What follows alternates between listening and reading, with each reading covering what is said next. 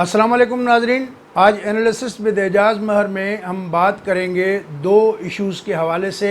जैसा कि आपके इल्म में है कि आज दुनिया भर में लापता अफराद का जो दिन है वो मनाया जा रहा है और ये 1992 से अक़वाम मुत्तहिदा की एक करारदाद के बाद जो है मनाया जाता है हर साल। तो इस हवाले से जो पाकिस्तान में एक कमीशन बना हुआ है बाज़ियाब कराने के लिए मिसिंग पीपल के हवाले से, उस कमीशन की एक रिपोर्ट है, उस पर भी बात करेंगे। और दूसरी बात जो है जनरल आसिम सलीम बाजवा साहब की फ़ैमिली के बिज़नेस के हवाले से जो रिपोर्ट सामने आई है उस पर भी डिस्कस करेंगे। तो आसिम सलीम बाजवा साहब जो हैं उन्होंने तरदीद कर दी है और उस रिपोर्ट को मुस्तरद कर दिया है, मन घड़त उसे करार दिया है। लेकिन अहमद नूरानी पाकिस्तान में एक इन्वेस्टिगेटिव जर्नलिस्ट हैं, उन्होंने ये स्टोरी तमाम सबूतों के साथ अपनी वेबसाइट पे दी है। फैक्ट फोकस एक वेबसाइट है जिसका अंग्रेज़ी और उर्दू में दोनों में वर्शन मौजूद है और बेशतर लोग आप लोग इस रिपोर्ट से जो है वो आशना होंगे। इस रिपोर्ट में जो अहम बात उठाई गई है वो ये कि आसिम सलीम बाजवा साहब जब कोयटा के कोर कमांडर की हैसियत में रिटायर हुए तो उन्होंने सीपेक के वो चेयरमैन बन गए और फिर जो है कुछ अर्सा बाद उनको पाकिस्तान के जो मुशीर इत्तलात हैं उसकी ज़िम्मेदारी भी दी गई फ़िरदौस आशिक ऐवान को हटाकर। तो उसके बाद उन्होंने जो अपने असासाजात डिक्लेयर किए हैं और एक बयान हल्फी दिया है, उसमें बताया है कि उनकी जो बेगम है उनके 31 लाख के करीब जो है अमाउंट उनकी सरमायाकारी की गई है, लेकिन ये नहीं बताया कि ये सरमायाकारी कहाँ है। तो उसी फार्म में निचले खाने में एक जगह पे उनसे पूछा गया कि क्या आपकी ज़ोजा की या आपकी जो है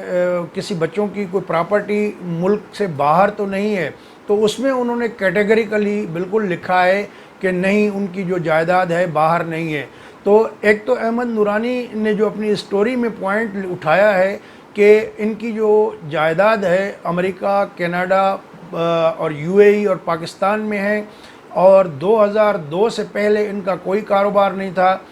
जनरल आसिम सलीम बाजवा का ताल्लुक़ जो है वो सादकाबाद से है। उनके वालिद साहब जो है वो एक क्वालिफाइड MBBS डॉक्टर थे और उनका बिज़नेस जो है कोई भी नहीं था, ना इनके बच्चों का ना भाइयों का, 2002 से पहले। तो जैसे ही वो जनरल मुशर्रफ के साथ तैनात हुए स्टाफ ऑफिसर के तौर पे, तो उसके बाद से जो है उनके कारोबार जो है वो मंजर आम पे आना शुरू हुआ और जैसे जैसे वो उहदों पे तरक्की करते गए तो उनके कारोबार और कंपनियों में भी इजाफ़ा होता गया। उन्होंने जो सबूत फराहम किए हैं, दस्तावेज़ जो उन्होंने दी हैं, उनमें ये भी बताया है कि जो उनके भाई हैं 6, उनके जितने हिस्से हैं उनके बराबर की हिस्सेदार हैं जो इनकी बेगम हैं। तो जो उन्होंने छुपाई थी बात, जो असासाजात उन्होंने ज़ाहिर किए जनरल साहब ने, उसमें इस बात को छुपाया गया था। रिपोर्ट में कहा गया है कि पापा जॉन्स जो एक फूड चेन है अमेरिका के अंदर और कनाडा के और दीगर ममालिक में भी है, तो 174 के करीब उसकी जो फ्रेंचाइज़ थी उसमें से अभी जो फ़ाल फ्रेंचाइज़ हैं वो 133 हैं। तो उस हवाले से उन्होंने बताया कि जो उन्होंने अमेरिका में सरमायाकारी की, तो एक तरफ जो है ये पाकिस्तान के जो जनरल हैं या बतौर DG/ISPR वो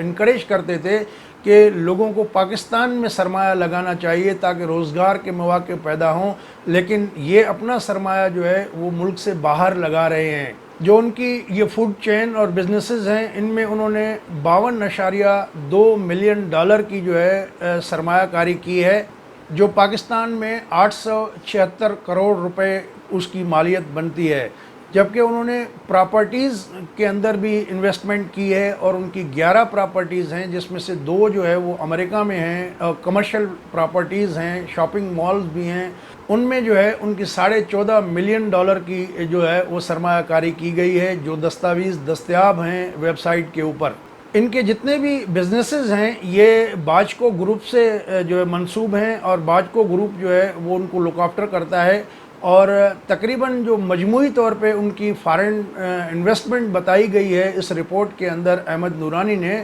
وہ 11 ارب 19 کروڑ روپے بنتی ہے، یعنی 1119 کروڑ روپے یہ رقم بنتی ہے۔ تو ایک تو سوال یہ پیدا ہوتا ہے کہ یہ سرمایہ کاری ظاہر ہے کہ انہوں نے ہو سکتا ہے بینکوں سے قرض لے کے کی ہو۔ تو بہرحال یہ اس حوالے سے پاکستان میں ٹویٹر پہ ایک ٹرینڈ بھی چلا کہ جنرل باجوہ منی ٹریل دو، تو اس حوالے سے جو ہے وہ کوئی سورس نہیں بتایا گیا کہ جو ہے وہ یہ پیسے آئے کہاں سے اور کیسے انہوں نے کمائے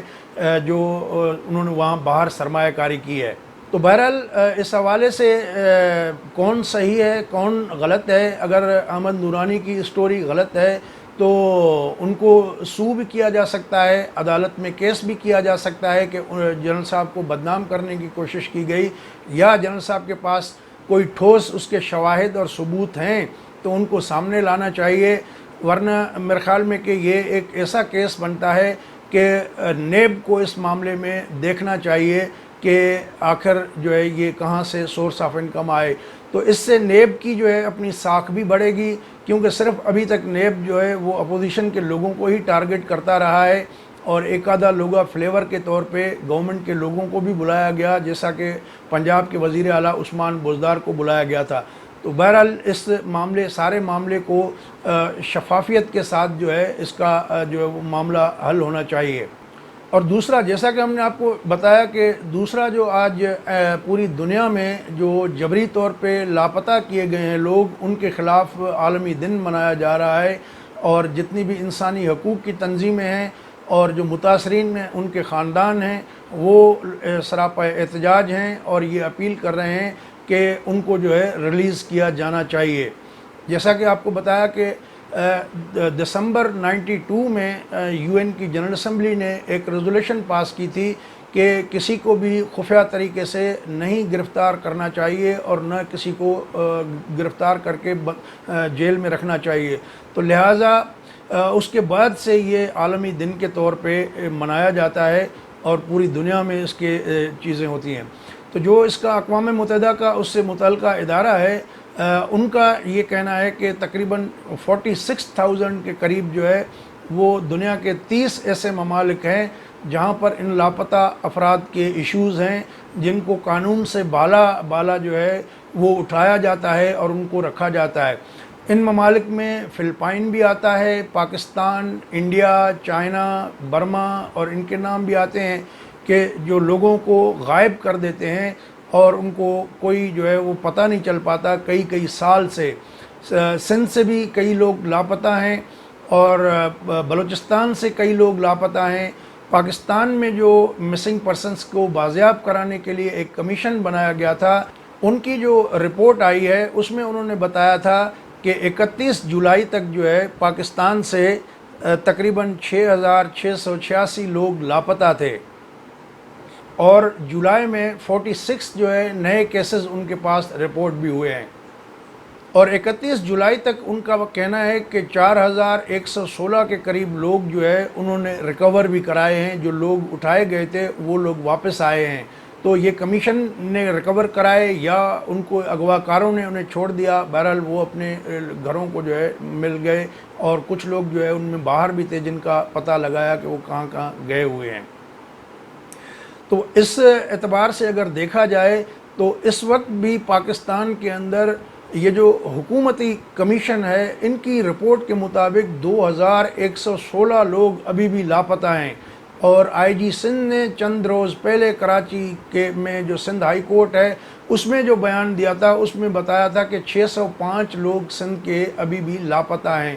تو بہرحال اس رپورٹ میں بلوچوں کے حوالے سے یا بلوچستان کا کوئی از خود ایسا ڈیٹا شیئر نہیں کیا گیا، لیکن مجموعی طور پہ انہوں نے ایک فگر دیا ہے۔ تو کسی بھی مہذب دنیا میں، کسی بھی مہذب ملک میں ایسا نہیں ہوتا کہ آپ کسی کو اغوا کر کے اٹھا کے تشدد کر کے ان کی گولیوں سے چھلنی لاشیں پھینک دیں۔ تو یہ ایسی ریاست جو ہے وہ کبھی بھی جو ہے وہ مہذب ریاست نہیں کہلائے گی۔ تو بہرحال جن لوگوں کو بھی اٹھایا گیا ہے، جو لوگ لاپتہ ہیں، ان میں اگر کسی کے خلاف کیس ہے، کوئی اسٹیٹ کے خلاف سازش کر رہا ہے، تو تو بالکل اس کو پوری قوم کو بتانا چاہیے اور اس کے خلاف ٹرائل بھی ہونا چاہیے اور اس کو جو ہے انصاف کے کٹڑے میں لانا چاہیے۔ بہرحال اس طرح سے اغوا کر کے لاپتہ کر دینا اور اس پہ غیر انسانی تشدد کرنا، اس سے اجتناب کرنا چاہیے۔ اور آج کا دن ہمیں یہ بات یاد دہانی کراتا ہے کہ اس طرح کے واقعات جو ہے وہ نہ ہوں، اور اس سے واقعات میں ملوث جو فورسز ہیں انہیں جو ہے اپنے نظر ثانی کرنی چاہیے رویے کے اوپر۔ تو دوستو، اگر یہ ویڈیو آپ کو اچھی لگی ہو تو اپنے دوستوں کے ساتھ شیئر کریں۔ ہمارا چینل ابھی تک اگر سبسکرائب نہیں کیا تو اس کو سبسکرائب بھی کر لیں۔ بہت بہت شکریہ۔ اگلی ویڈیو تک اجازت دیجیے۔ اللہ حافظ۔